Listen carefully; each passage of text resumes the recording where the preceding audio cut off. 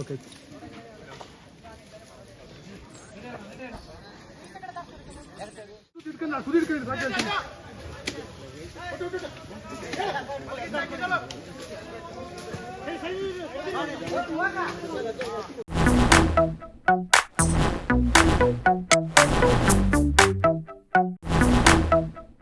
ನಿನ್ನೆ ಬೆಳಿಗ್ಗೆ ಸುಮಾರು 8-9 ಗಂಟೆಲಿ ಆನೆ ಕ್ಯಾಂಪಲ್ಲಿ ಅಲ್ಲಿ ಒಂದು ಚಿಕ್ಕದೊಂದು ಅನಾಹುತ ನಡೆದೋಯ್ತು.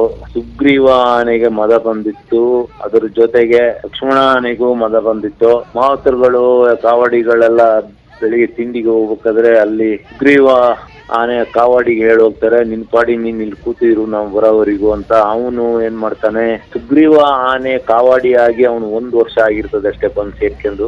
ಆಮೇಲೆ ಸುಗ್ರೀವ ಆನೆ ಮಲಗಿರ್ತದೆ, ಅದ್ರ ಮೈ ಮೇಲೆಲ್ಲ ಮಣ್ಣು ಇರ್ತದೆ.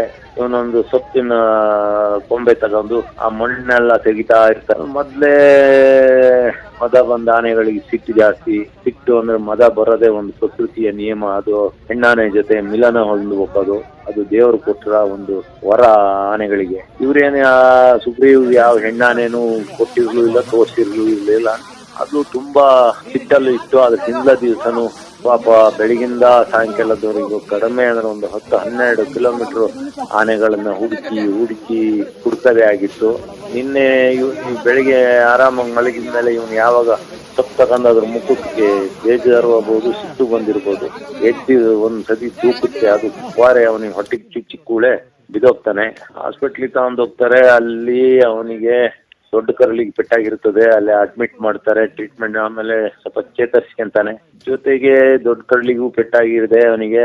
ಅವನೀಗ ಕಡಿಮೆ ಅಂದ್ರೆ ಒಂದು 2-3 ತಿಂಗಳು ಅವನಿಗೆ ರೆಸ್ಟ್ ಬೇಕು. ಹಾಸ್ಪಿಟಲ್ ಮಾಡಿಲ್ಲ ಅವನು. ಅವರಿಗೆಲ್ಲ ಒಂದು 15,000 ರೂಪಾಯಿ ಸಂಬಳ ಕೊಡ್ತಾ ಉಂಟು ಸರ್ಕಾರ. ಹಾಸ್ಪಿಟ್ಲಿಗೆ ಬಿದ್ದು ಮೂಲೆಗೆ ಬಿದ್ದರೆ ಅವನು ಸಂಸಾರ ಎಲ್ಲ ಸಾಕ್ಬೇಕು. ಅವನಿಗ ವಾಸಿಯಾಗಿ ಅವನು ಕೆಲಸಕ್ಕೆ ಬರೋವರೆಗೂ ಸರ್ಕಾರ ಅವನಿಗೆ ಸಂಬಳ ಕೊಡ್ಬೇಕು. ಮತ್ತೆ ಅಷ್ಟೇ ಅಲ್ಲ, ಕವಾಡಿಗಳನ್ನೆಲ್ಲ ಪರ್ಮನೆಂಟ್ ಮಾಡ್ಬೇಕು ಸರ್ಕಾರ. ಪರ್ಮನೆಂಟ್ ಮಾಡ್ಲಿಲ್ಲ ಅಂದ್ರೆ ಅವ್ರ ಕತೆ ಹೀಗೆ ಆನೆ ಜೊತೆ ಅವ್ರು ಬದುಕ್ಬೇಕು. ನಾಳೆ ಈಗ ಅದನ್ನ ಸ್ವಲ್ಪ ಇದ್ರಲ್ಲಿ ಇದು ದೊಡ್ಡ ಹೊಡ್ತಾನೆ. ಯಾಕೆಂದ್ರೆ ಕೋರೆ ಒಳಗೋಗಿ ದೊಡ್ಡ ಕರಳಿಗೆ ಚುಚ್ಚಿದೆ ಅಂದ್ರೆ. ಹಾಗಾಗಿ ಸರ್ಕಾರ ಸಹಾಯ ಮಾಡ್ಬೇಕು.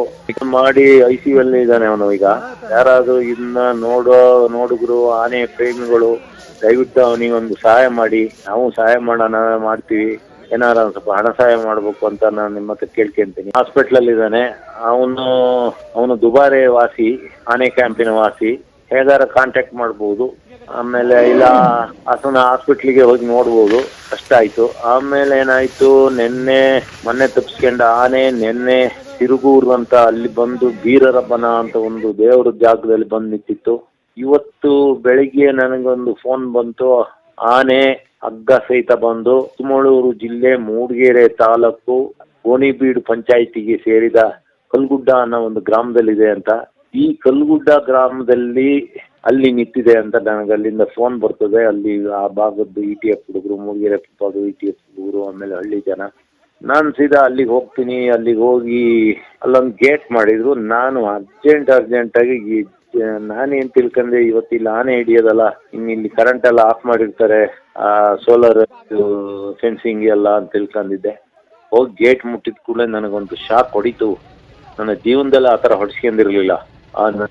ಯಾರೋ ಬಡಿಗೆಯಲ್ಲಿ ಹೊಡೆದಂಗ ಆಯ್ತು. ಆಮೇಲೆ ಅದನ್ನ ಓಪನ್ ಮಾಡ್ಕೊಂಡು ಗೇಟ್ನ, ಯಾಕಂದ್ರೆ ಆನೆ ಗೇಟ್ ಓಪನ್ ಮಾಡೋದ್ ನಾನು ನೋಡಿದ್ದೆ. ಆಮೇಲೆ ಓಪನ್ ಮಾಡ್ಕೊಂಡು ಅಲ್ಲಿ ಹೋಗ್ತೀನಿ. ನನ್ನಿಂದ ಕೇವಲ ಒಂದು 100 ಮೀಟರ್ ದೂರದಲ್ಲಿ ಆನೆ ನಿಂತಿತ್ತು. ನಾನು ನಮ್ಮ ಶಾರ್ಪ್ ಶೂಟರ್ ಕೊಡಗಿನ ವೀರ ರಂಜನಿಗೆ ಫೋನ್ ಮಾಡಿದೆ. ನನ್ನಿಂದ 100 ಮೀಟರ್ ದೂರದಲ್ಲಿದೆ ಆನೆ. ಬೇಕಾದ್ರೆ ನಾನು ಅಲ್ಲಿ ಯಾರ ಹುಡುಗರು ಹೇಳ್ತೀನಿ. ಅದು ಆ ಕಾಡು ಮೂಡಿಗೆರೆ ಮತ್ತು ಬೇಲೂರು ತಾಲೂಕು, ಅಂದ್ರೆ ಹಾಸನ ಮತ್ತು ಚಿಕ್ಕಮಗಳೂರು ತಾಲೂಕಿನ ಬಾರ್ಡರ್. ಅದು ಅರ್ಧ ಕಾಡು, ಅರ್ಧ ಭಾಗ ಬೇಲೂರು ಸೇರ್ತಿತ್ತು, ಇನ್ನು ಅರ್ಧ ಭಾಗ ಮೂಡಿಗೆರೆ ಸೇರ್ತಿತ್ತು. ನಾನು ಹೋಗಿದ್ದು ಮೂಡಿಗೆರೆ. ಫಸ್ಟ್ ನಾನು ಹೋದಾಗಿದ್ದು ಆನೆ ಮೂಡಿಗೆರೆ ತಾಲೂಕಲ್ಲಿ.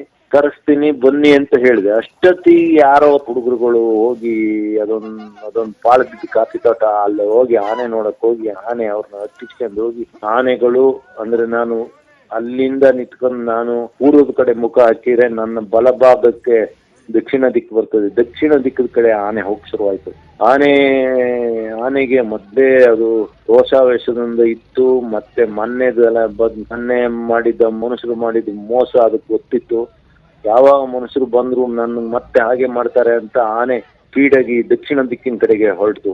ನಾವು ಫಾಲೋ ಮಾಡಿದ್ವು. ಅಲ್ಲಿಂದ ಹೋಗಿ ಮೂಡಿಗೆರೆ ಟು ಬೇಲೂರು ರೋಡು, ಅಂದ್ರೆ ಜನ್ನಾಪುರ ಟು ಬೇಲೂರು ರೋಡಲ್ಲಿ ಆನೆ ರೋಡ್ ದಾಟಿ ಅಲ್ಲಿಂದ ಒಂದು ಮೂರ್ತಿ ತೋಟ ಆಗ್ತಿದೆ, ಅಲ್ಲಿಗೆ ಹೋಯ್ತು. ನಾವು ಅಷ್ಟೊತ್ತಿಗೆ ಈ ಕಡೆಯಿಂದ ಜೀಪ್ ತಗೊಂಡು ಮೂರ್ತಿ ತೋಟದ ಹತ್ರ ಹೋಗ್ಬೇಕಾದ್ರೆ ಪಾಸ್ ಆಯ್ತು. ಅಷ್ಟೊತ್ತಿಗೆ ಈಗೇನೋ ಒಂದು ಹೊಸ ಬೆಳವಣಿಗೆ ಆಗಿದೆ. ಒಂದು ನಾಯಿ ಹಿಡ್ಕೊಂಡು ಯಾರೋ ಒಬ್ಬ ಓಡಿ ಬರ್ತಾ ಇದ್ದಪ್ಪ, ಏನೋ ಡಾಗ್ ಸ್ಕ್ವಾಡ್ ಅಂತೆ. ಆ ನಾಯಿ ಹಿಡ್ಕೊಂಡು ಹೋದ್ರೆ ನಾಯಿ ಮೊದಲೇ ಆನೆಗಳಿಗಾಗಲ್ಲ.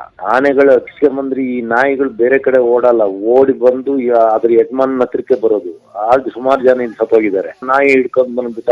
ನನ್ಗನ್ನಿಸ್ತು ಇವನ್ ಜೊತೆ ಹೋದ್ರೆ ನಾವು ಪೋಸ್ಟ್ ಮಾರ್ಟಮ್ ಮಾಡ್ತಾರೆ, ಮಾಡಿಸ್ಕೋಬೇಕಾಗ್ತದೆ.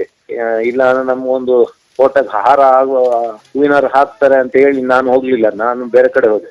ಬೇರೆ ಕಡೆ ಮತ್ತೆ ಜೀಪ್ ತಗೊಂಡು ಅಲ್ಲಿಂದ 5 ಕಿಲೋಮೀಟರ್ ದೂರ ಹೋಗಿ ಅಡ್ಡ ಕಟ್ಟಿದೆ. ಅಲ್ಲಿ ನಾನು ಹೋಗಿ ದೊಡ್ಡಗೊಳ್ಳ ಅಂತ ಎಸ್ಟೇಟಿಗೆ ಹೋಗ್ಬೇಕಾದ್ರೆ ನಾನು ಹೋಗಿ ಅಲ್ಲಿ ನಿಲ್ಸಕ್ಕೂ ಅಲ್ಲಿದ್ದ ಲೇಬರ್ಸ್ ಎಲ್ಲ ಜೋರು ಕಿರ್ಚಿಕೊಂಡು ಓಡ್ ಬಂದ್ರು. ಏನದು ಕರ್ರೆ ಆನೆ ಬಂತು, ಬನ್ನಿ ಎಲ್ಲ ಬನ್ನಿ ಅಂತ ಹೇಳಿ ಕರ್ಕೊಂಡ್ಬಂದು ಅವ್ರನ್ನೆಲ್ಲ ತಗೊಂಡೋಗಿ ಅವರ ಕ್ವಾರ್ಟರ್ಸ್ಗೆಲ್ಲ ಫಾರೆಸ್ಟ್ನವರು ಸುತ್ತಮುತ್ತ ಆನೆ ಹಿಡಿತೀವಿ ಅಂದ್ರೆ ಸುತ್ತಮುತ್ತ ಒಂದು 5-10 ಕಿಲೋಮೀಟರ್ ದೂರಲ್ಲಿ ಅನೌನ್ಸ್ ಮಾಡ್ಬೇಕು, ಯಾರು ಲೇಬರ್ಸ್ ಕೆಲಸ ಕೊಡಬಾರ್ದು ಅಂತ. ಇವರು ಅನೌನ್ಸ್ ಮಾಡಿಲ್ಲ. ಅದು ಬೇಲೂರು ತಾಲೂಕಿಗೆ ಸೇರ್ತದೆ. ಆಮೇಲೆ ಅಲ್ಲಿಂದ ಆನೆಯ ದೊಡ್ಡಗೊಳ್ಳ ಅಂತ ಎಸ್ಟೇಟ್, ಅಲ್ಲಿಂದ ಹೋದವು. ಆನೆ ಮೇಲೆ ನಂದಿ ಬೆಟ್ಟ ಎಸ್ಟೇಟಿಗೆ ಹೋಗ್ತದೆ ಅಂತ ಹೋಗಿ ಅಲ್ಲಿ ಹೋಗಿ ಅಡ್ಡ ಕಟ್ಟಿದ್ವು. ನಂದಿ ಬೆಟ್ಟದ ಹತ್ರ ಆನೆ ನನಗೊಂದು ಗೊತ್ತಿತ್ತು. ಯಾಕಂದ್ರೆ ಈ ಆನೆಯ ಹಿಂಭಾಗದ ಕಾಲಿಗೆ ಸುಮಾರು 40 ಅಡಿದು ಒಂದು ನೈಲನ್ ಹಗ್ಗ ಕಟ್ಟಿದ್ದು ಇದ್ರ ಕಾಲಲ್ಲೇ ಇತ್ತು. ಆಮೇಲೆ ಇದ್ರ ಮಧ್ಯದಲ್ಲಿ ಒಂದು ನಂಗೆ ಬೆಳವಣಿಗೆ ಆಯ್ತು. ನಂಗೆ ಅದು ಭಾರಿ ಖುಷಿ ಆಯ್ತು. ಯಾಕೆಂದ್ರೆ ಅದು ಕುತ್ತಿಗೆಯಲ್ಲಿ ದೊಡ್ಡ ಹಗ್ಗ ಇತ್ತು, ದಪ್ಪ ಹಗ್ಗ. ಅವತ್ತು ಕಿತ್ಕೊಂಡು ಹೋಗಿದ್ದು ನಾನು ಅದಿದೆ ಅಂತ ತಿಳ್ಕೊಂಡಿದ್ದೆ. ಆದ್ರೆ ಇದೇ ಎಳೆದಾಕಿರ್ಬೋದು, ಇಲ್ಲ ಅಂದ್ರೆ ಇದು ಎಳೆಯಕ್ ಸಾಧ್ಯ ಇಲ್ಲ. ಬೇರೆ ಆನೆಗಳನ್ನು ಎಳೆದ್ ಬಿಸಾಕಿದಾವೆ. ಹಾಗಾಗಿ ಅದು ಕುತ್ತಿಗೆ ಹಗ್ಗನ ಅದು ಇರ್ಲಿಲ್ಲ. ಆದ್ರೆ ಕಾಲ್ ಹಗ್ಗ ಬಂದಿತ್ತು. ಆಮೇಲೆ ಆ ಕಟ್ಟಿ ಕಾಲಿನ ಪಾದ ದಪ್ಪ ಊದಿದೆ, ಜೊತೆಗೆ ಅಲ್ಲಿ ಕೊರ್ದಿದೆ, ಮಾಂಸ ಕೊರ್ದೋಗಿದೆ. ನಾಳೆವರೆಗೂ ನಾಳೆನೂ ಅದಕ್ಕೆ ನಾನು ಟ್ರೀಟ್ಮೆಂಟ್ ಕೊಡ್ಲಿಲ್ಲ ಅಂದ್ರೆ ಆನೆ ಕಾಲು ನಾಳೆ ಹಿಡಿಲೇ ಇಲ್ಲ ಅಂದ್ರೆ ಆನೆದು ಕಾಲು ಭಾರಿ ಡೇಂಜರ್ ಆಗೋ ಚಾನ್ಸ್ ಇದೆ. ಆಮೇಲೆ ಏನಾಯ್ತು, ಅಲ್ಲಿಂದ ನಂದಿ ಬೆಟ್ಟ ಎಸ್ಟೇಟಿಗೆ ಅದು ಹತ್ತಲೇ ಇಲ್ಲ. ಯಾಕಂದ್ರೆ ಅದಕ್ಕೆ ಕಾಲು ನೋವು ಇರೋದ್ರಿಂದ ರೈಟ್ ಸೈಡಿಗೆ ದಕ್ಷಿಣ ಕಡೆನೆ ಹೋಗ್ತಾ ಇತ್ತು. ಏನು ಆನೆ ಮಲ್ಲಪ್ಪನ ಬೆಟ್ಟ ಅಂತ ಒಂದು ಸುಂದರವಾದ ಬೆಟ್ಟ ಇದೆ. ಇಡೀ ಕೊಟ್ಟಿಗೆಹಾರದಿಂದ ನಮ್ಮ ಸಕಲೇಶ್ವರ ಕಡೆ ಪಶ್ಚಿಮ ಘಟ್ಟಗಳೆಲ್ಲ ಕಾಣ್ತದೆ ಅಂತ ಒಂದು ಸುಂದರ ಬೆಟ್ಟ. ಆ ಬೆಟ್ಟದ ಮೇಲೆ ಕಲ್ಲಿನ ಬೆಟ್ಟ, ಅದ್ರ ಮೇಲೆ ಒಂದು ಚಿಕ್ಕ ಆನೆ ಮಲ್ಲಪ್ಪನ ದೇವಸ್ಥಾನ ಇದೆ. ಆದ್ರಿಂದ ಕೆಳಭಾಗ ಒಂದು ಹೊಸಪುರ ಅಂತ ಇದೆ. ಅಲ್ಲಿಂದ ಸುಮಾರು 1,500 ಅಡಿ ಕೆಳಗಡೆ ಒಂದು ಹಳ್ಳಿಗಳಿದಾವೆ, ಗ್ರಾಮಗಳಿದಾವೆ. ಅಲ್ಲೇ ಹೊರಡ್ತದೆ ನಂಗೆ ಗೊತ್ತಿತ್ತು. ಯಾಕೆಂದ್ರೆ ಅಲ್ಲಿ ನಮ್ಗೆಲ್ಲ ಆಯಕಟ್ಟಿನ ಜಾಗಗಳು ಗೊತ್ತು. ಅಲ್ಲೇ ನನ್ನ ಊರಿಂದ ಅಲ್ಲಿಗೇನು ಭಾರಿ ದೂರ ಇಲ್ಲ, ಒಂದು 10 ಕಿಲೋಮೀಟರ್ ದೂರ ಅಷ್ಟೇ.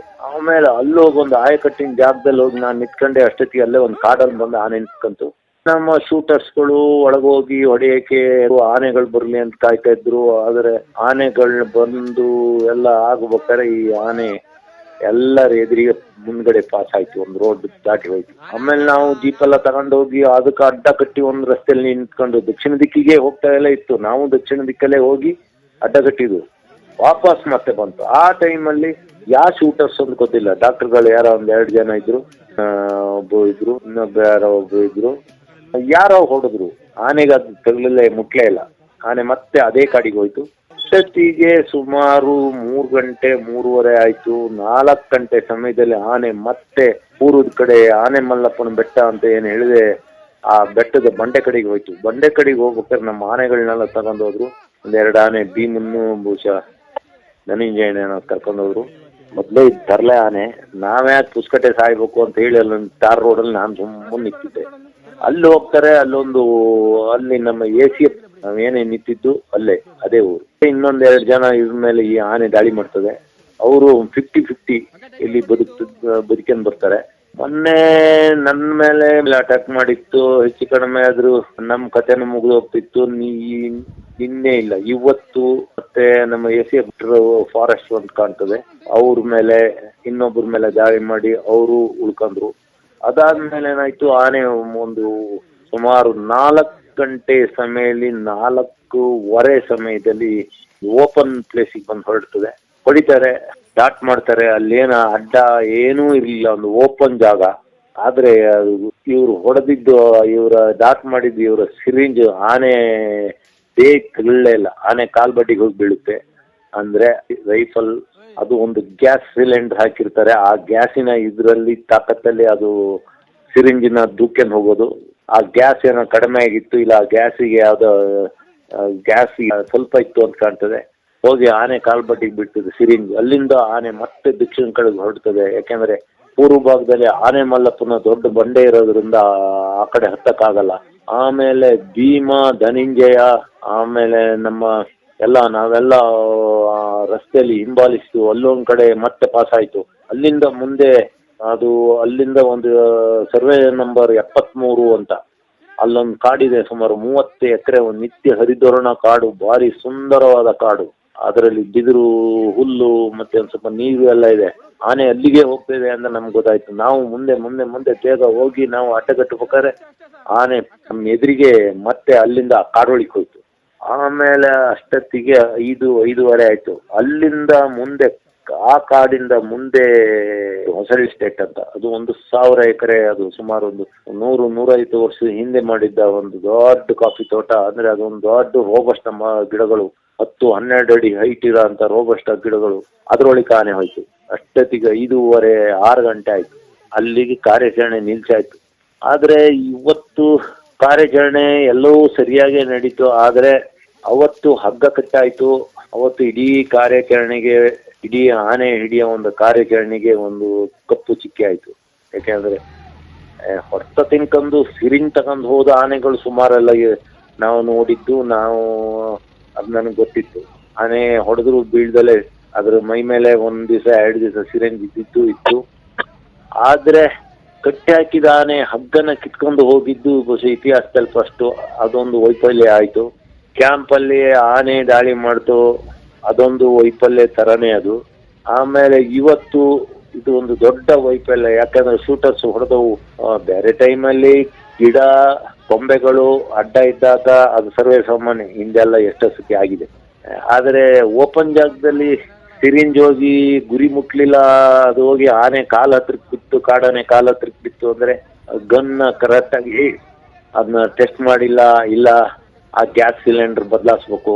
ಇದ್ರ ಮಧ್ಯದಲ್ಲಿ ಆನೆ ಕಾಲು ಇವರು ಹಾಕಿದ ಹಗ್ಗ ಹಾಕಿ ಕಟ್ಟಿದ ಜಾಗ ತುಂಬಾ ಕೊರೀತಿದೆ, ಪಾದ ದಪ್ಪ ಆಗ್ತಾ ಇದೆ, ಪಾದ ಊದಿದೆ. ಇನ್ನು ನಾಳೆ ಏನಾರ ಆನೆನ ಹಿಡಿದು ಏನು ಹಗ್ಗನ ಕತ್ತರಿಸಿಲ್ಲ ಅಂದ್ರೆ ಇಡೀ ಸ್ಕಿನ್ನೇ ಹೋಗ್ತದೆ. ಆ ಆನೆ ಒಂದು ಸುಂದರವಾದ ಒಂದು ಇನ್ನೂ ಹುಡುಗ ಆನೆ, ಅದು ಯಾರನ್ನೂ ಕೊಂದಿಲ್ಲ, ಅದ್ರ ಪಾಡಿಗೆ ಅದ್ರ ಜೀವನ ಸಾಗಿಸ್ತಾ ಇತ್ತು. ಕೊಂದವರು ಯಾರೋ ಸುಮ್ಮನೆ ಈ ಆನೆನ ಎಲ್ಲ ಕೆಲವು ಮಾಧ್ಯಮದವರೆಲ್ಲ ಬಿಂಬಿಸ್ತಾ ಇದಾರೆ, ಕೊಲೆಗುಡುಕ ಆನೆ, ನರಹಂತಕ ಆನೆ ಅಂತ. ಯಾರನ್ನೂ ಸಾಯಿಸ್ಲಿಲ್ಲ, ಅದು ಪಾಡಿಗೆ ಅದು ಇತ್ತು. ನಾನು ಮೊನ್ನೆ ಒಂದು ಮರ ತಕ್ಕಾಗ್ದಲೆ ಏಣಿ ಇಟ್ಕೊಂಡು ನಾನು ಹತ್ತಿ ನಿಂತಾಗ ಅದರದ ಕುಟುಂಬದ ಜೊತೆ ಆರಾಮಾಗಿ ನಿದ್ದೆ ಮಾಡ್ತಾ ಇತ್ತು. ಅದು ಅಂತ ಆನೆಗಳನ್ನೆಲ್ಲ ಈ ರೀತಿ ಮಾಡೋದು ಇಷ್ಟೆಲ್ಲ. ಆಮೇಲೆ ಏನಾಯ್ತು ಅಂದ್ರೆ ಮಧ್ಯಾಹ್ನದ ಹೊತ್ತಿಗೆ ಭೀಮ ಮತ್ತೆ ಶ್ರೀಕಂಠ ಆನೆಗಳು ಬಂದು, ಶ್ರೀಕಂಠ ಆನೆನ ತರಲಿಲ್ಲ, ಭೀಮನ್ ತಂದಿರು. ಭೀಮನ್ನು ನೋಡಿ ಕೂಳೆ ಅಲ್ಲೊಂದು ಸೇರಿದ ಒಂದು 500 ಜನ ಬೊಬ್ಬೆ ಹಾಕಕ್ಕೆ ಶುರು ಮಾಡಿದ್ರು, ಭೀಮ ಅಂತ. ಅಲ್ಲೆಲ್ಲ ಮಕ್ಕಳೆಲ್ಲ ಖುಷಿಯಲ್ಲಿ ಪಡ್ತಿದ್ರು. ಆಮೇಲೆ ನಾನು ಅಲ್ಲೊಂದ್ ಕಡೆ ಸುಮ್ಮನೆ ನಿಂತಿದ್ದೆ. ಎಲ್ಲ ಅವ್ರವ್ರೆ ಮಾತಾಡ್ತಿರೋದು, ಇವತ್ತು ಅಮಾವಾಸ್ಯೆ ದಿವಸ ಆನೆ ಹೊಡೆಯೋದಕ್ಕೆ ಆಗಲ್ಲ, ಆನೆ ಮೇಲೆ ದೇವ ಕೂತಿರ್ತದೆ ಅಂತೆಲ್ಲ ಮಾತಾಡ್ತಿದ್ರು. ನಾನು ಸುಮ್ಮನೆ ಪಾಪ್ತಾರ ಒಂದ್ ಕಡೆ ನಿಂತಿದ್ದೆ, ಎಲ್ಲ ಕೇಳಿಸ್ಕೊಂತ ಇದ್ದೆ. ಜನಗಳದು ಒಬ್ಬೊಬ್ರದ್ದು ಪ್ರತಿಕ್ರಿಯೆ ಒಂದೊಂದ್ ತರ ಇತ್ತು. ಇಷ್ಟೆಲ್ಲ ನಡೀತು ಇವತ್ತು ಬೆಳಿಗ್ಗೆ 10 ಗಂಟೆಯಿಂದ ಸತತವಾಗಿ ಸಾಯಂಕಾಲ 6 ಗಂಟೆವರೆಗೆ ಕಾರ್ಯಾಚರಣೆ ನಡೀತು. ದೇವ್ರದಿಂದ ನಾಳೆ ಆನೆ ಸಿಕ್ಕಿ ಅದ್ರ ಕಾಲೊಂದು ಏನಾರ ದೇವ್ರದಿಂದ ಉಳಿದು ಸ್ವಲ್ಪ ಪಾದ ಊದ್ಬಿಟ್ಟಿದೆ. ಇನ್ನು ಬಹುಶಃ ಅದೇನೋ ಅದ್ರ ಬಗ್ಗೆ ಕರೆಕ್ಟಾಗಿ ಗೊತ್ತಿದ್ದಾರೆ ವೆಟರ್ನರಿ ಡಾಕ್ಟರ್ಗಳನ್ನ ಕೇಳೋದು ಒಳ್ಳೇದು. ನಾನು ಸುಮ್ಮನೆ ಒಂದು ಅಂದಾಜು ಹೇಳ್ತಾ ಇದ್ದೀನಿ. ರಕ್ತ ಸಂಚಾರ ಇಲ್ಲ 2-3 ದಿವಸ ಅಂದ್ರೆ ಒಂದು ಕಾಲಿನ ಕತೆ ಏನಾಗ್ಬೋದು ಗೊತ್ತಿದ್ದರಿಗೆ ಗೊತ್ತಷ್ಟೇ. ಇಷ್ಟೆಲ್ಲ ಆಗಿದೆ. ದೇವ್ರದಿಂದ ನಾಳೆ ಆನೆ ಸಿಕ್ಲಿ, ಅದ್ರ ಕಾಲು ಮೊದ್ಲು ಹಗ್ಗ ಕತ್ತರಿಸ್ಬೇಕು, ಇಷ್ಟ ಆಗಿದೆ. ಆದ್ರೆ ನನಗೆ ಮತ್ತೊಂದು ಅಂದ್ರೆ ನಿನ್ನೆ ರಾತ್ರಿ ಈ ತರ್ಲೆ ಪರ್ಲೆ ಒಂದು 3-4 ಆನೆಗಳನ್ನೆಲ್ಲ ಸೇರ್ಕೊಂಡು ಒಂದು ದೊಡ್ಡ ಒಂದು ಖತರ್ನಾಕ್ ಗುಂಪು ಕಟ್ಕೊಂಡಾನೆ ನಿನ್ನೆ ರಾತ್ರಿ. ಅವರೆಲ್ಲ ಮತ್ತೆ ಭೀಮನ್ ಮೇಲೆ ಬರೋ ಚಾನ್ಸ್ ಇದೆ ಅಂತ ಕಾಣ್ತದೆ. ಈಗ ಒಂದಾಗ್ಬೋದು ಇವತ್ತು ರಾತ್ರಿ ಈ ಕ್ಯಾಪ್ಟನ್ ಖತರ್ನಾಕ್ ಗುಂಪುಗಳಿದಾವಲ್ಲ ಆ ಗುಂಪು ಮತ್ತೆ ಇವತ್ತು ನಿನ್ನೆಯಿಂದ ಮೊನ್ನೆಯಿಂದ ತಪ್ಪಿಸ್ಕೊಂಡು ಹೋಗಿದೆ ಆನೆ, ಅವು ಹತ್ರಕ್ಕೆ ಬಂದು ಅವೆಲ್ಲ ರಾತ್ರಿ ಒಟ್ಟಿಗಾಗ ಚಾನ್ಸ್ ಇದೆ ಕಾನಹಳ್ಳಿ ಫಾರೆಸ್ಟ್ ಅಲ್ಲಿ. ಜೂನಿಯರ್ ಕರಡಿ ಅವನ ಪಾಡಿಗೆ ಅವನಿದ್ದಾನೆ. ಆದ್ರೆ ಜೂನಿಯರ್ ಕರಡಿಗೆ ಸುಮಾರು 1 ತಿಂಗಳ ಹಿಂದೆ ಭೀಮ ಹೊಡೆದಾನೆ. ಹಿಂಭಾಗಕ್ಕೆ ಹೊಡೆದು ಪೆಟ್ಟು ಸರಿ ಪೆಟ್ಟಾಗಿದೆ. ಅಲ್ಲಿಂದ ಓಡಿ ಹೋದನು ಎಲ್ಲಿ ಭೂಗತ ಆಗಿ ತಲೆಮರೆಸ್ಕೊಂಡು ಕೂತಾನೆ ಅಂತ ಗೊತ್ತಿಲ್ಲ. ಜೂನಿಯರ್ ಕರಡಿಗೂ ಮದ ಬಂದಿತ್ತು, ಅದಕ್ಕೆ ಭೀಮ ಹೊಡೆದ ಅಂತ ಕಾಣ್ತದೆ. ಒಂದ್ ಕಡೆ ತೊಡೆ ಭಾಗದಲ್ಲಿ ಒಂದ್ಸರಿ ಸರ್ವಿ ಗಾಯ ಆಗಿದೆ. ಅಲ್ಲಿ ಒಂದು ಆಲೂರು ತಾಲೂಕಲ್ಲಿ 4 ಆನೆಗಳು ಸೇರ್ಕೊಂಡವೆ. ನಮ್ಮಲ್ಲಿ ಇದಕ್ಕೆ ಒಂದು ಮಹಾನ್ ತರ್ಲೆ ಆನೆ KP ಕಾಲರ್ ಅಂತ. ಇದು ನವೆಂಬರ್ ತಿಂಗಳಲ್ಲಿ ಭೀಮನ್ ಜೊತೆ ಇದ್ದು ಭೀಮನ ರಕ್ಷಕನಾಗಿರ್ತದೆ. ಆಮೇಲೆ ಭೀಮನ್ ಜೊತೆ ಬಂದು ಭೀಮನ್ ಮದ ಹಚ್ಚಿ ಬಂದ್ಮೇಲೆ ಇದು ನದಿ ದಾಟಿ ಹೋಗಿ ಅಲ್ಲೊಬ್ಬ ಕೊಡ್ಲಿಪೇಟೆ ಭಾಗದಲ್ಲಿ ಒಬ್ಬನ್ ಸಾಯಿಸ್ತವೆ ಯಾವ್ದೋ ಆನೆ. ಅಲ್ಲಿಂದ ಒಂದು ಆನೆನ ಕರ್ಕೊಂಡ್ ಬಂದು ಬೇಲೂರ್ ಹತ್ರ ಅರ್ಧಕ್ಕೆ ಬಿಟ್ಟು ಓಡೋಗುತ್ತೆ. ಅದು ಒಬ್ಬಳು ಲೇಡಿ ಸಾಯಿಸ್ತದೆ. ಅದನ್ನ ಹಿಡಿದು ಈಗ ಆನೆಗೆಲ್ಲ 2 ತಿಂಗಳಿಗೆ ರೆಡಿ ಆಗಿದೆ. ಈಗ ಮತ್ತೆ ಇಲ್ಲಿ ಒಂದು ಆಲೂರ್ ಭಾಗದ ಕಾಡಲ್ಲಿ ಈಗ ಅಲ್ಲೊಂದು 4 ಆನೆ ಜೊತೆ ಸೇರ್ಕೊಂಡು ಅಲ್ಲೊಂದು ಸಾಮಾನ್ಯ ದೊಡ್ಡ ಆನೆನ ಫ್ರೆಂಡ್ ಮಾಡಿಕೊಂಡು ಆ ಆನೆನ ಈ KP ಕಲರ್ ಈ ಕಡೆ ಕರ್ಕೊಬರಕ್ ಪ್ಲಾನ್ ಮಾಡ್ತಾ ಇದ್ದಾನೆ. ಹಾಗಾಗಿ ಆದ ಕೂಡಲೇ ಅಲ್ಲಿ ಹೋಗಿ ಹಿಡಿಯೋ ಚಾನ್ಸ್ ಇದೆ KP ಕಲರ್ ಆನೆ. ಬೆಳವಣಿಗೆ ಆಗಿದೆ.